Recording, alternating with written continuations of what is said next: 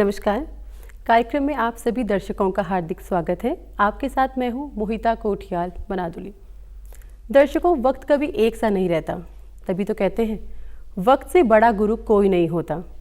बीते कुछ वक्त ने हमें यह एहसास कराया है कि यहाँ जीने का हकदार सिर्फ वही है जो ज़िंदगी को हर कठिन परिस्थिति में जीना जानता है। कोविड-19 के इस दौर में जहाँ कई ज़िंदगी खत्म हो गई और कई लोगों के रोजगार छिन गए, ऐसे में कई युवा आगे आए जो स्वरोजगार से जुड़े, लेकिन अभी भी कई लोग ऐसे हैं जो स्वरोजगार करना तो चाहते हैं लेकिन उन्हें जानकारी नहीं। ऐसे में हमारा आज का विषय बेहद खास है। हमारा आज का विषय है मौन पालन। जिस विषय में अधिक जानकारी के लिए हमारे साथ हमारे बेहद खास मेहमान मौजूद हैं, इनका परिचय करा देती हूँ। हमारे साथ मौजूद हैं मौन पालन विशेषज्ञ डॉक्टर चंद्र प्रकाश भट्ट जी। सर, बहुत बहुत स्वागत आपका।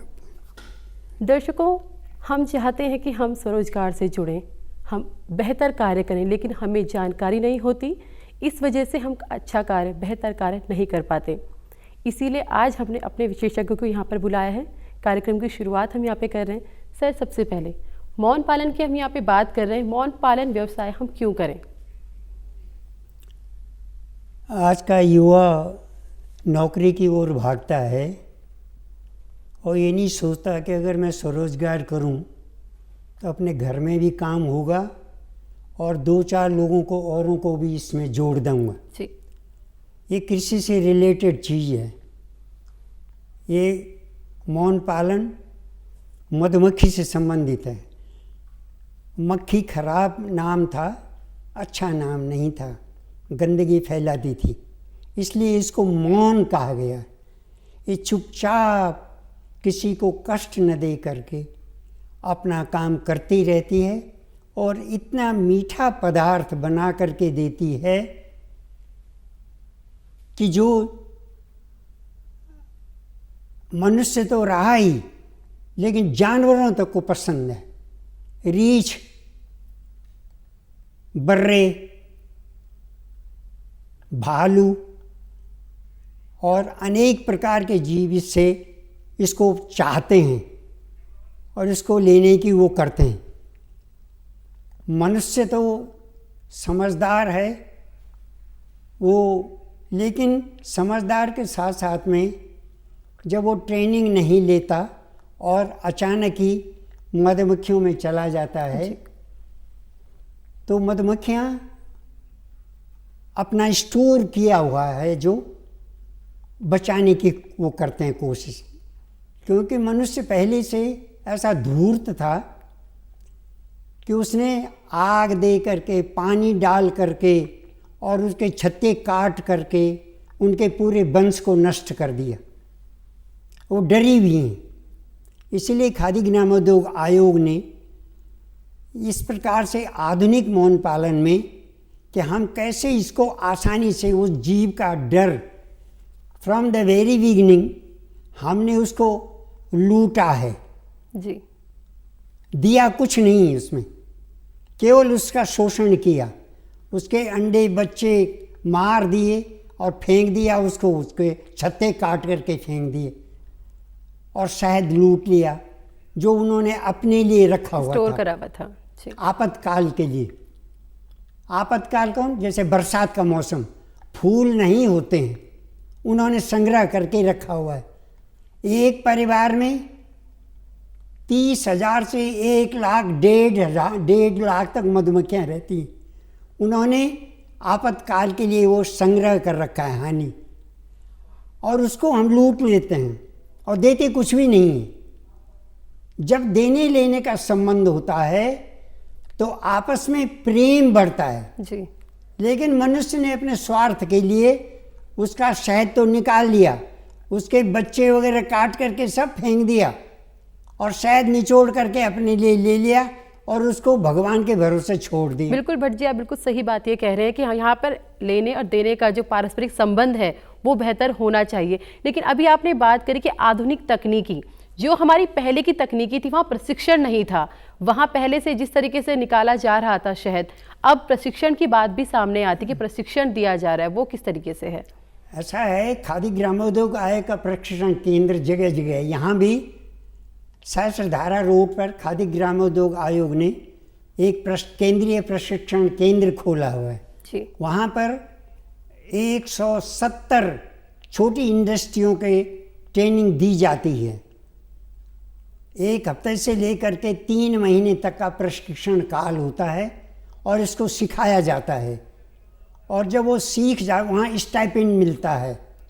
स्टाइपेंड मिल करके और स्टाइपेंड से लोग अपना आगे कार्य बढ़ाते हैं। जब वो ट्रेनिंग ले लेते हैं तो खादी ग्रामोद्योग आयोग उस सर्टिफिकेट पर उनको लोन देता है, बहुत नॉमिनल, उससे 4% ब्याज पर। वो युवा जो सीखते हैं, आगे काम करते हैं, अपने साथ में और चीज़ बढ़ाते हैं। मौन पालन में एक मौन पालन ही नहीं, इसके साथ में बक्से बनाना, मधुमक्खी के छत्ते बनाना, मोम निकालना, शहद का उत्पादन करना और अपने साथ उसके लिए प्रोपोलिस, मौनी गोंद। आप ये देखिए इतने बड़े छत्ते बनते हैं जबकि उसका वज़न 1 किलो है, लेकिन ये प्रोपोलिस ऐसा है इतना मजबूत, हमारे इंजीनियर फेल हो जाएंगे लेकिन उनके इंजीनियर फेल नहीं होते, छत्ते टूटते नहीं हैं। इतना मजबूत प्रोपोलिस होता है कि 1 किलो, अगर एक बक्स में 30 किलो हनी है तो उस छत्ते में 30 किलो हनी सहन करने की कैपेसिटी होती। इतना मजबूत उसकी फाउंडेशन देते हैं। ये डंठलों से, केले के पत्तों से निकाल करके उनको, और यहाँ पर इतना प्रोपोलिस, इतना मजबूत फाउंडेशन डालते हैं कि नीचे की ओर छत्ता होता है, इस पर झुका हुआ है लेकिन अपने इस बैलेंस पर रहता है जी। टूटते नहीं। तो इसमें इतना, हम इसके साथ साथ में वो स्टोर भी करती हैं। अपना खाना तो डेली होता ही है, लेकिन इसके साथ साथ में वो ऑफ पीरियड के लिए, जैसे बरसात का मौसम 2 महीने बारिश होती है, सावन भादों, और एक जाड़ों में माघ, पूस और माघ 2 महीने, ये 4 महीने उनके लिए ऑफ पीरियड हैं, उनके लिए वो संग्रह करती हैं। लेकिन आदमी उसको बीच में निकाल लेता है और उनको देता कुछ नहीं है। अभी देने लेने का कहा था, अगर जब हमने उससे शहद निकाल लिया तो वहाँ पर 1.5 लाख मधुमक्खियाँ हैं जी। वो जीवित कैसे रहेंगी? तो चीनी का घोल, शरबत बनाकर हम ऑफ पीरियड में देते हैं, घोल बना करके। और घोल बना करके जो इसके 2 पोर्शन होते हैं, एक तो बच्चों का हिस्सा होता है और एक हनी चैम्बर होता है। 2, एक हनी चैम्बर, ऊपर शहद ही शहद रहता है और नीचे बच्चों का हिस्सा होता है। बच्चों के हिस्से से शहद नहीं निकाला जाता, वो उन्हीं के खाने के लिए होता है, आपातकाल के लिए। लेकिन मनुष्य क्या करता है कि उसको भी काट करके और अपने इस्तेमाल में ले आता है और उसको उनके भगवान के भरोसे छोड़ देता है। मनुष्य सिर्फ अपनी जरूरत देख रहा जब है। हम देते ही नहीं हैं तो वो डरी हुई रहती हैं। पहले से, बहुत पहले से ही उन पर अत्याचार हो रहा मधुमक्खियों पर जी। और टेक्निकली हमने सीखने का प्रयास नहीं किया कि हम इनको बिना कष्ट दे करके, बिना इनसे वो करके, अगर हम इनको पालें, पालने वाले को जानवर कभी भी नुकसान नहीं पहुंचाता। बिल्कुल आपने सही कहा कि यहाँ पर ये होना चाहिए कि अगर मधुमक्खी से हम शहद ले रहे हैं तो हम उसकी आजीविका कैसे चलती रहे उसका भी ध्यान दें। लेकिन सर, सबसे पहले ये आवश्यकता है कि हम मौन पालन की यहाँ पे बात कर रहे हैं, तो मौन पालन का जो व्यवसाय है, अगर कोई युवा उसे शुरू करना चाहता है तो कैसे शुरू करे? उसको पहले ट्रेनिंग लेनी चाहिए जी। प्रशिक्षण खादी ग्रामोद्योग निःशुल्क ट्रेनिंग देता है। जब वो सीख जाता है, वहाँ इंस्ट्रक्टर हैं, मैं अभी भी वहाँ, यहाँ सहस्त्रधारा रोड पर खादी ग्रामोद्योग आयोग का प्रशिक्षण ट्रेनिंग देने जाया करता हूँ। और वहाँ पर युवाओं को और जो ग्रामीण लोग हैं उन ग्रामीणों को वहाँ पर प्रशिक्षण दे करके बक्से बांटे जाते हैं, वो मधुमक्खी मौन पालन के बक्से। और मौन पालन के बक्से के साथ साथ में उनको मधुमक्खी के वंश दिए जाते हैं। जी। ट्रेनिंग देने के साथ जैसे 10-10 बक्से उनको दे दिए जाते हैं। इसके साथ ही मधुमक्खी के फैमिली दे दी जाती है उनको, और उन्होंने ट्रेनिंग ले रखी है। फिर हमेशा एक एक हफ्ते के बाद उनको देखने जाते हैं कि कैसे ये डेवलपमेंट हो रहा है, बताते जा रहते हैं उन्हें जी। और 3 महीने तक उनको ट्रेनिंग दे दी जाती है। उससे वो ट्रेन हो जाते हैं और ट्रेनिंग हो करके फिर अपना काम आगे। सर जैसे आजकल हम देखते हैं, आजकल के दौर में गाँव से सब छोड़ के, गाँवों को छोड़ के सब शहर में आ गए हैं। ऐसे में मौन पालन का व्यवसाय अगर आप करना चाहते हैं तो क्या आप घनी आबादी वाला अगर क्षेत्र है, क्या वहाँ आप मौन व्यवसाय कर सकते हैं? मौन पालन सब जगह संभव है, कोई ऐसी जगह नहीं कि जहाँ, क्योंकि मधुमक्खियाँ 2.5-3 किलोमीटर तक जाती हैं लेने के लिए, एक जगह पर नहीं रहती मधु। हम सब्जी उगाते हैं, किचन गार्डन है हमारे, और अगल बगल में लीची का बगीचा या अन्य सामान, कल्टिवेटेड लैंड है, और कृषि हम ये बागवानी करते हैं जी। फूल होते हैं उसमें, उनका जीवन फूलों पर है। हाँ जी। मधुमक्खियाँ फूल खोजते हैं, उनके फॉरेजर्स हैं, खोजने जाते हैं उनमें, और खोज करके उन पॉकेटों में जाते हैं, और घर में आकर के बच्चों को 2 नाच करती हैं वो गेट पर आकर के, एक पोलन नृत्य, पराग नृत्य जी, और एक अमृत नृत्य। पराग केसर, जिससे कि फूल का गर्भाधान होता है। जी। ये फूल है हमारा, ये फूल के यहाँ पर लास्ट में अमृत रस है। मधुमक्खी जब अपनी सूंड डालती है तो यहाँ से लेकर के उसको रस निकालती है, और रस निकाल करके अपने हनी सैक में, मधु संग्रही थैली में जमा करती। लेकिन जब वो संग्रह करती है तो उस फूल पर उसके पैर हैं जो, वो पोलन चिपक जाते हैं, पोलन चिपक जाता है उससे। बाल होते हैं, 6 पैर हैं उसके, और जब वो करती है तो उसको रबिंग होता है उसमें फूल पर, और उसके पोलन चिपक जाता है। फिर एक फूल से दूसरे फूल पर बैठी और वहाँ से रस लिया तो उस दूसरे फूल का गर्भाधान हो जाता है पराग से। और इस प्रकार से जितना फूल, एक बार में 500 फूल विजिट करती है मधुमक्खी एक बार के, और दिन भर में वो 10 बार जाती हैं, तो हजारों फूलों का गर्भाधान हो जाता है। तो इसका तात्पर्य सर यही हुआ कि ऐसी जगह पे आप मौन पालन व्यवसाय करें जहां पर फूल हो या फिर ऐसे पेड़ हो जिससे वो पराग ले सकती है। नहीं, मधुमक्खियां तो दूर से ले आती हैं ना, जगह नहीं कि मधुमक्खी तो पेटी कहीं पर भी आप रख सकते हैं, वो खोजती हैं अपने आप जी। उन्होंने तो जीवन में खाना है, वो खोते, उनके लिए फॉरेजर्स हैं, खोजी मधुमक्खियां हैं। वो ऐसे पॉकेट को खोदते हैं 2-3 किलोमीटर पर जा करके, और वहाँ से लाती हैं जी। फिर घर में नाच करती हैं। छोटी मधुमक्खियाँ देखती हैं, सूर्य से एंगल बना करके वो डांस करती हैं, फिर उनको क्षेत्र में ले जाया जाता है। सर इसे लाभ का व्यवसाय भी कहा जाता है कि बहुत लाभप्रद है, पर युवाओं को इस तरफ हम जोड़ें, ऐसा क्या लाभप्रद व्यवसाय क्यों है ये? शहद एक ऐसा वो है पदार्थ जिसके लिए सभी मनुष्य तो रहा है, लेकिन जानवर तक भी उसके लिए वो करते हैं, और उसको लेने के लिए सब जगह सब लोग तैयार रहते हैं। तो जब हम उसको पालेंगे और अगर उसका ट्रेनिंग लेते हैं तो लेने के लिए तो कोई भी आदमी कहीं पर भी, जब आदमी मधुमक्खी पालन करेगा तो उसमें अपना किचन गार्डन बनाते हैं, और किचन गार्डन में बना करके आसपास जितना है उसमें कृषि लैंड में, अगर कृषि वहाँ से 2-3 किलोमीटर और दूर भी है तब भी वहाँ से ला करके मधुमक्खियाँ जाती हैं, लाती हैं और स्टोर करती हैं।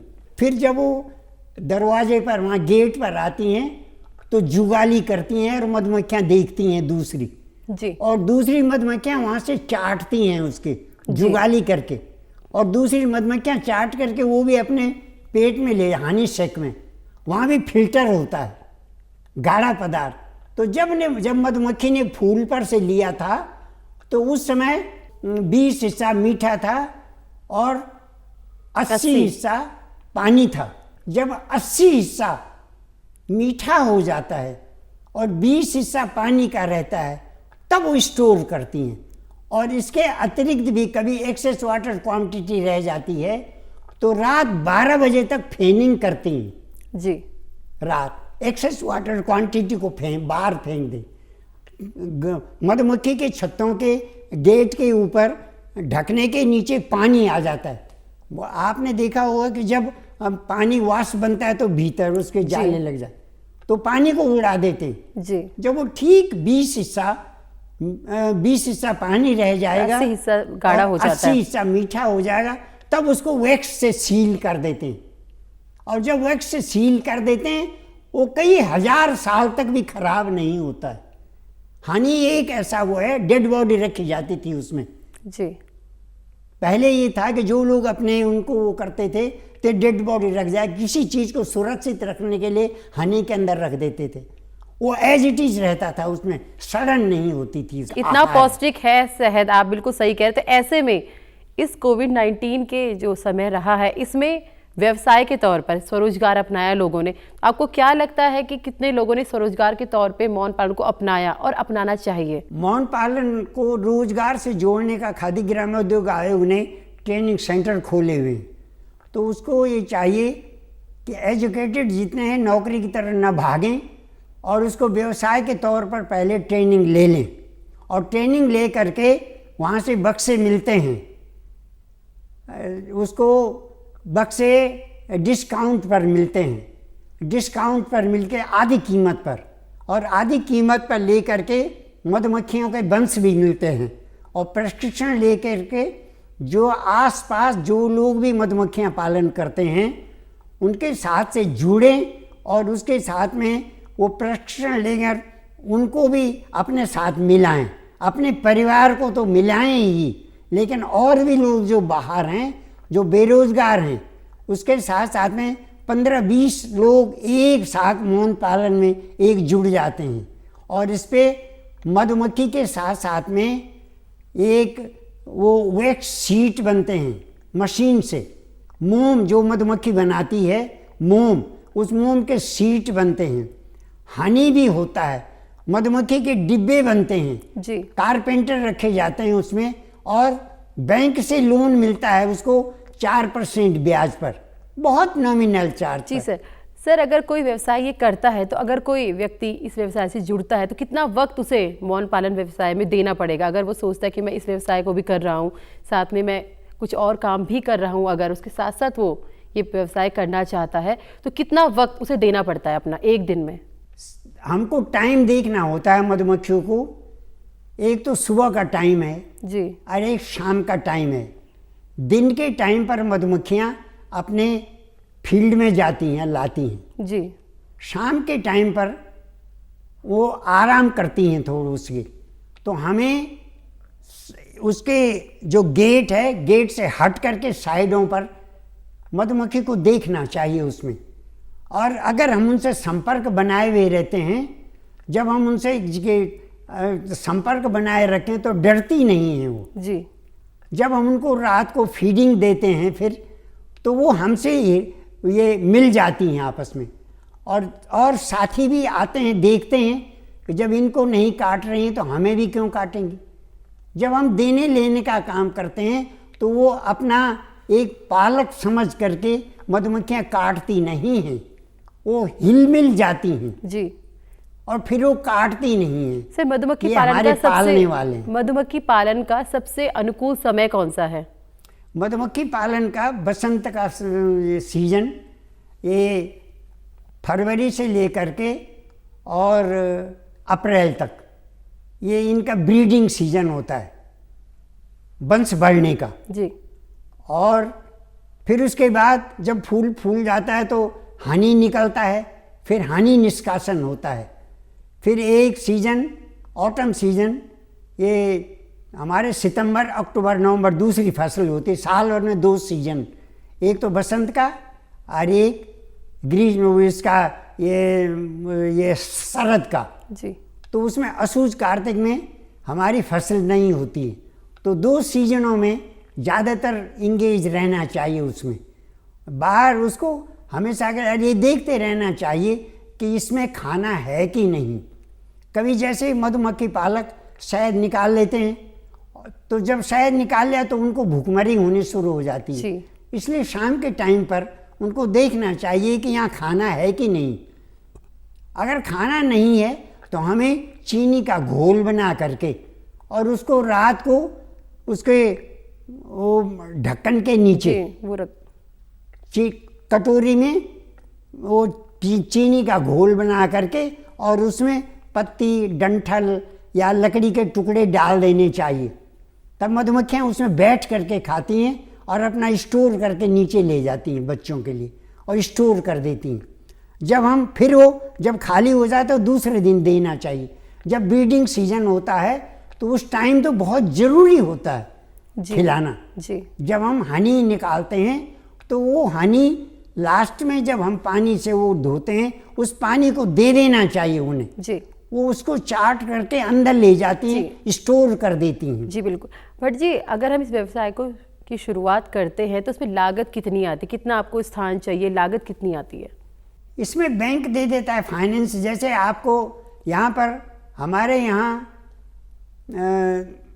2 लाख से लेकर के और 80 लाख तक जो लोग सीखने वाले उनको खादी ग्रामोद्योग आयोग उस सर्टिफिकेट के जिसने एक ट्रेनिंग ले रखी है बैंक को वो दे देते हैं।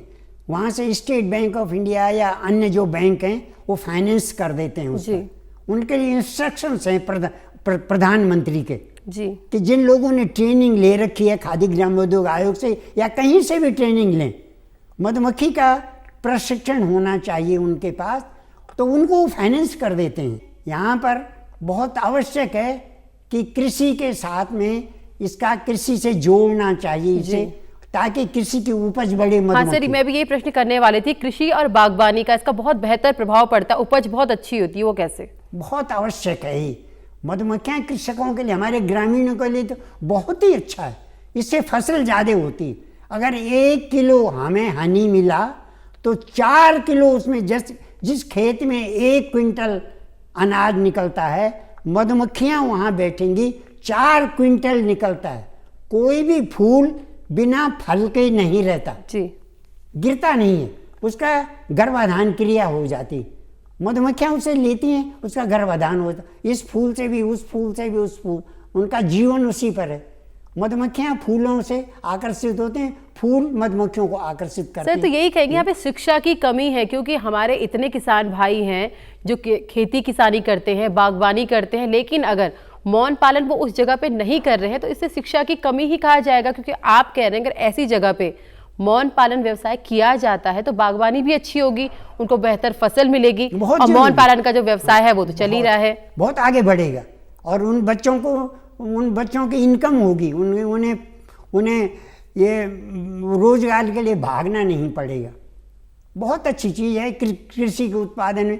हनी मिलता है, हनी इतना अच्छा पदार्थ है कि जीवन को डेवलपमेंट, मतलब दीर्घ जीवन है इसका। ये सबसे अच्छी इंडस्ट्री है जो कम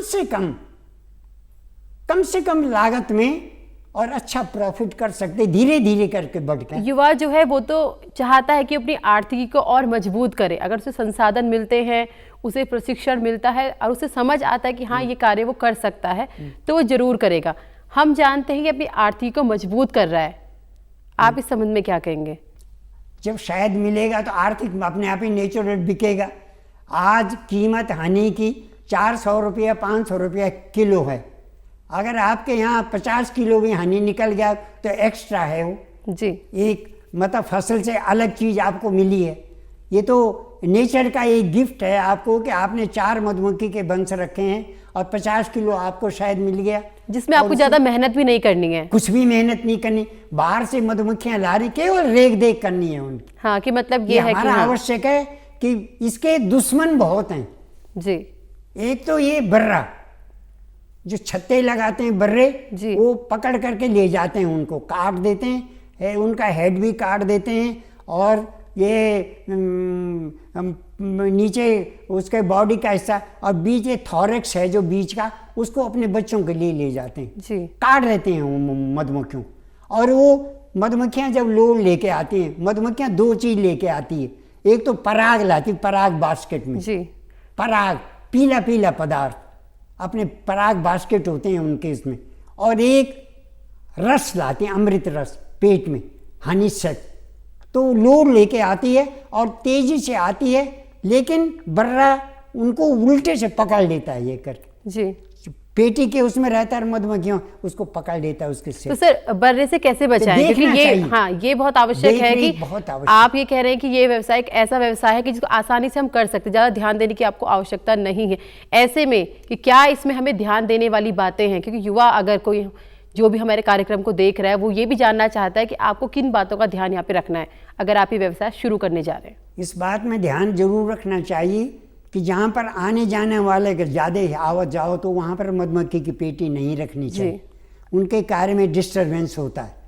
वो एक उसके आगे खुले में नहीं रहना, आगे से नहीं आना चाहिए जी। और उसको हमेशा साफ सुथरा चीज़ पर एकदम डार्क कपड़े पहनकर, काला नीला ऐसे वस्त्र नहीं पहनने चाहिए उस समय जब इंस्पेक्शन करते हैं, वो अटैक करती है उस पर। इसलिए ये है कि सामान्य वस्त्रों से जान। एक दूसरा सुगंध वाली चीज़ नहीं जाओ, बालों पर तेल वगैरह ऐसे सुगंधित तेल नहीं लगाने चाहिए उस समय, उससे उनको चिढ़ है। वो सुगंधित तेल वगैरह हाथों को साफ करके और तब मधुमक्खी का इंस्पेक्शन करना चाहिए। अगर आपके हाथ साफ नहीं हैं या गंदे हैं तो मधुमक्खियाँ स्टिंग कर देगी उसमें जी। ये टाइम पर इंस्पेक्शन करेंगे तो मधुमक्खी नहीं स्टिंग नहीं करती है।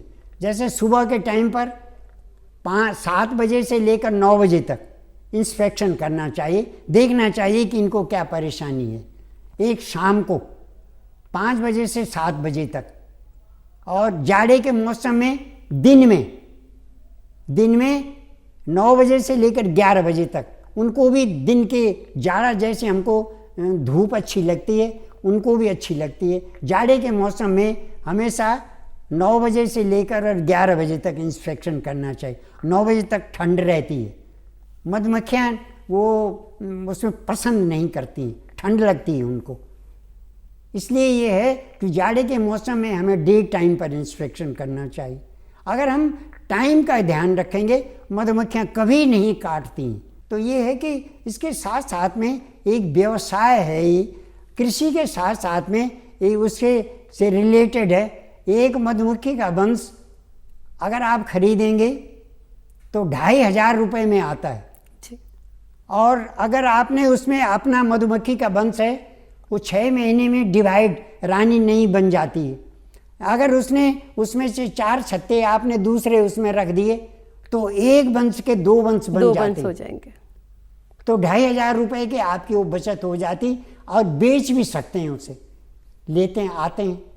तो इसमें यहाँ पर से मौन हनी के रूप में तो है ही, लेकिन मधुमक्खी के वंश बेचने में, मधुमक्खी के डिब्बे बेचने में, और वैक्स शीट के उसमें, और अपने लिए तो स्वास्थ्य बढ़ता ही है। सर आप इतने साल से, मैं अंतिम प्रश्न आपसे करूँ, इतने साल से आप इस व्यवसाय में हैं, यहाँ की सरकारों को और यहाँ के युवा को जो इसे जुड़ना चाहते हैं और जिनको इसके विषय में जानकारी नहीं है, आप क्या कहना चाहेंगे? हम तो यही उनसे बच्चों से ये कहेंगे कि वो भागें नहीं नौकरी की ओर, बल्कि प्रशिक्षण लें, और प्रशिक्षण ले करके उसका फ़ायदा उठाएं और बैंकों में जाएं। जितना हो सके जहां मधुमक्खियां पालन करते हैं उन लोगों से मिलें, और बहुत कम रुपए में भी ये मौन पालन का काम हो जाता है। अगर आपके पास 50,000 की रकम भी है तब भी आप मधुमक्खी के 5 डिब्बे लेकर के मधुमक्खी के वंश को खरीद करके, और आसानी से आप 1 साल में कम से कम 3 क्विंटल शहद निकाल करके अपने कृषि के साथ में इसका और उपयोग कर सकते हैं, और भागा भागी से बच सकते हैं। अपने घर में भी आप काम कर सकते हैं, अपने बच्चों को भी, अपने परिवार को भी, अपने साथियों को भी, और राष्ट्र का काम भी करते हैं आप। अच्छा पदार्थ आप पैदा करेंगे, उत्पादित करेंगे जी, तो उसमें सभी का स्वास्थ्य अच्छा रहेगा। जी। भट्ट जी बहुत बहुत धन्यवाद पौष्टिक हमारे आहार। दर्शकों को मौन पालन के संबंध में इतनी बेहतरीन जानकारी देने के लिए। तो दर्शकों, आज भट्ट जी हमारे साथ थे, इन्होंने हमको मौन पालन के संबंध में बहुत ही बेहतर और गूढ़ रहस्य यहाँ पे बताए हैं कि यह उद्योग आपको किस तरह लाभान्वित कर सकता है। आप बहुत कम लागत में इस व्यवसाय की शुरुआत कर सकते हैं, और अगर आप इस व्यवसाय से अगर जुड़ते हैं तो आज समाज के साथ साथ अपनी आर्थिकी तो बढ़ाएंगे ही, आप खेती, बागवानी और हमारे पर्यावरण को भी संरक्षित रखेंगे। नमस्कार।